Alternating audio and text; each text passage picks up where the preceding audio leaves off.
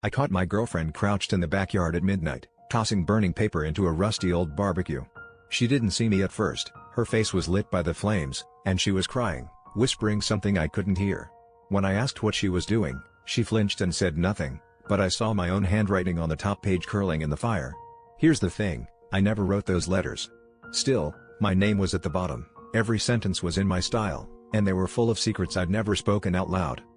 She tried to brush it off, said they were old notes from when we first started dating, that she was embarrassed by how clingy she'd been. But the details in those letters, inside jokes, places only I'd been, things I'd never told anyone, were too specific. I pressed her, and she snapped, screaming that I never pay attention, never remember the things I say. We fought, wild and vicious, accusing each other of lying, until she stormed out and drove away. I spent the night digging through my old journals, convinced I was losing my mind. The handwriting matched, but the memories didn't. There were references to nights with her that never happened, apologies for things I never did. I started to wonder if she'd been writing these letters herself, forging my handwriting, needing to believe I was someone I wasn't.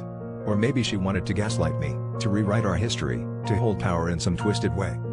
But when she came back at dawn, she was shaking, holding a stack of letters she hadn't burned. She shoved them at me and said, "You wrote these to me in your sleep." I realized then I'd been sleepwalking again, something I hadn't done since I was a kid. In those late-night fugue states, I'd written out my doubts, my confessions, my guilt over a secret affair I'd had months before we met. She'd found them, read them, and now knew more about me than I'd ever wanted to admit, even to myself.